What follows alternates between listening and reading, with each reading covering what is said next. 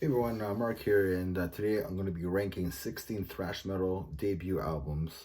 The bands that I selected must have several albums in their catalog, and their album have had to be debuted in the 80s. How I judged the albums were based on the artwork, the vocals, the production, the songwriting, and how much I enjoyed the album. Nothing is set in stone here. It's just be having some fun here with some of these albums. So let's get started. And number 16, I got Sodom, Assist by Cruelty, released on May 1986 on Metal Blade Records. The biggest issue with this album was the production was pretty poor.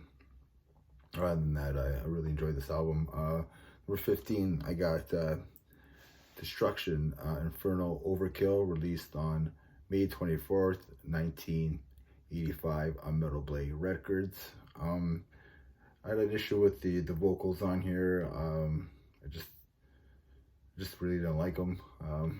I thought the riffs were cool, and the song structures were good as well, but I just couldn't get into the vocals.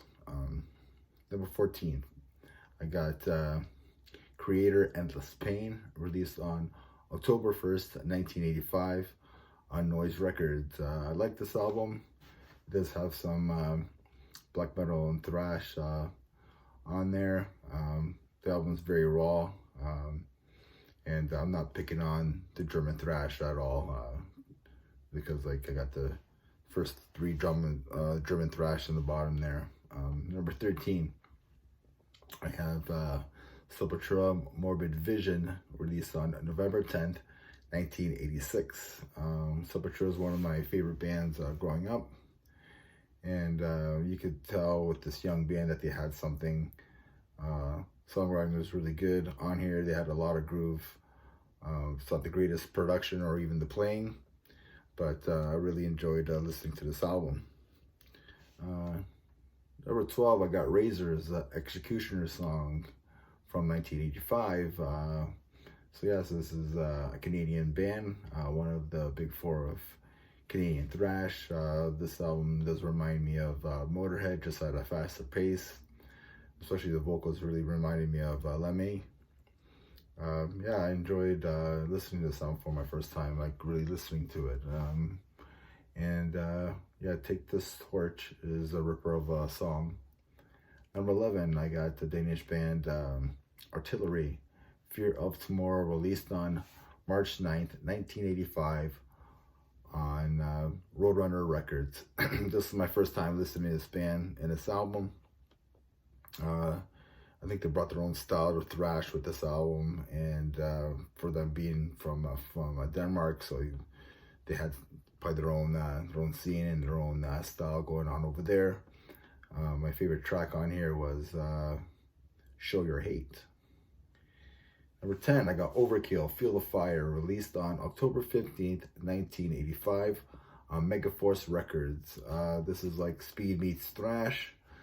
It does remind me of Metallica meets Iron Maiden. I really enjoyed listening to this album, especially the faster parts on the album.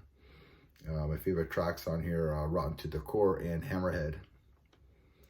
Number 9, I got Anthrax, Fistful of Metal, released on January 1984 on Megaforce Records. So yeah, this is one of the big four, and I did really like this album. I just found the production was a little bit too clean for a thrash metal album, and the guitars just lack some bite. The vocalist Neil Turbin, he really sang his ass off on this album. He's very good and very dynamic. He has great high screams, but I just think he just overdid it a little bit on this album. The opening track, Death Rider and Panic are killer tracks on this album.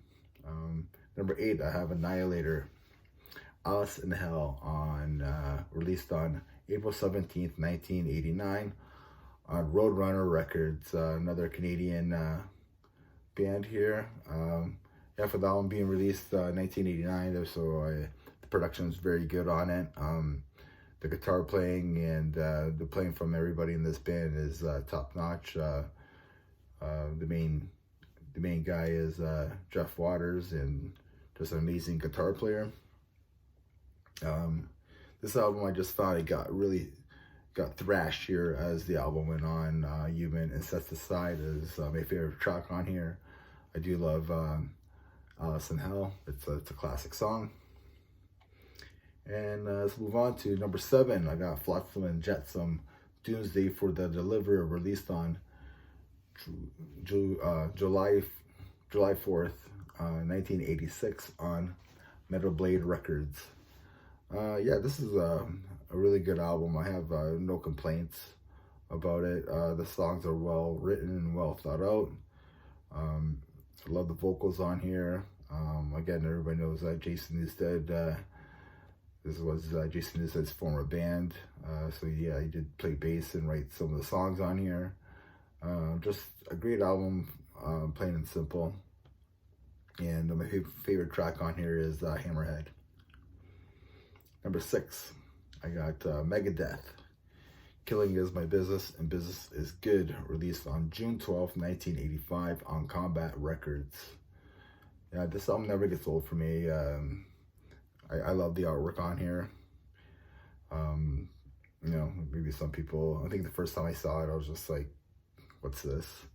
You know, who sends out word like this on an album? But after you get the story and find out what's going on, how this album was pretty much produced by Hamburgers and Drugs.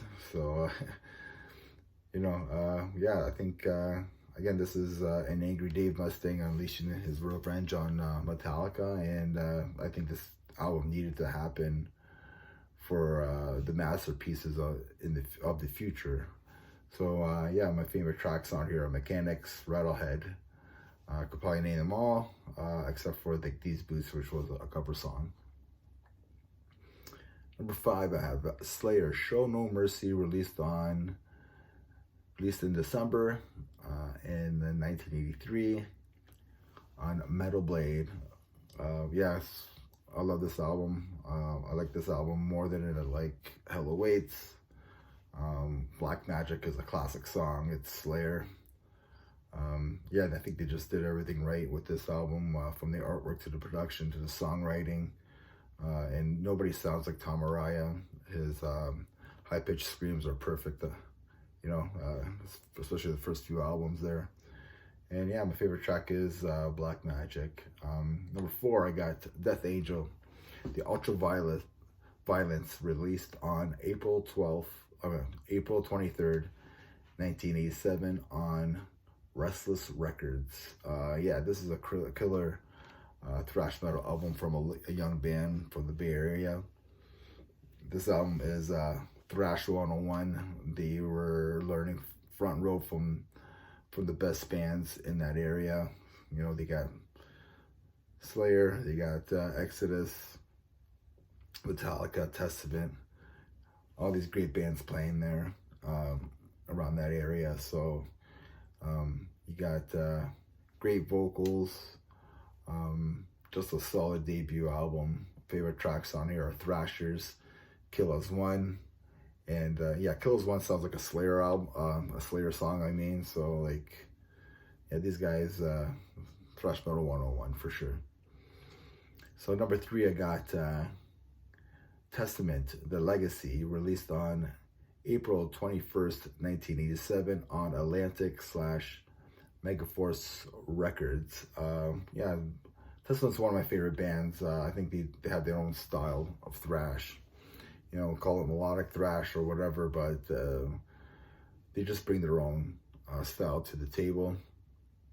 I could name every song in this album as my favorite, but the one I love the most is Alone in the Dark. It has great hooks in it. And number 2, I got Exodus, Bonded by Blood, released on April 25th, 1985 on Combat Records. This album meant a lot to the Bay Area scene and the bands in that era. If you haven't watched Murder in the Front Row, go watch that documentary. It's great. Yeah, the artwork is killer. It's so evil. Bailoff is just a madman. I didn't like his vocals at first, but I also didn't like Dave Mustang's vocals at first either. But I think Bailoff brought his own different approach to the vocals. Nobody can copy what he did. He brought so much passion and energy that you could hear that on this album, and it just can't be unmatched. It can't be matched. And yeah, so he had so much love for the thrash in the scene in general.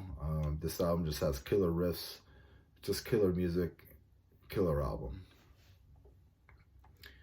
And my number one album, if you haven't guessed it, is Metallica Kill 'Em All from 1983, Elektra Records. I just think Metallica did everything right on this album to set them up for success. You know, because they listen to the label, they listen to the right people. You know, I think from them having the tempo of the song to changing the artwork or the name of the album, you know, I think they did everything right to set them up, to set themselves up for success. And you could really hear it on this album how clean and crisp it is, and then the albums down the road. You know, if it wasn't for this album still bangs today, a lot of classic songs on here, and yeah, this album started the thrash movement, along with Dave Mustaine, Slayer, Anthrax, and Exodus, to help kick the thrash metal to where it is today. So yeah, so let me know what you guys think of the 16 thrash metal debut albums that I got on here. Let me know what you guys think, and I will be doing a sophomore ranking of these albums. So thank you for listening. Stay metal, everybody. Oh, how I missed you, my sleepless nights.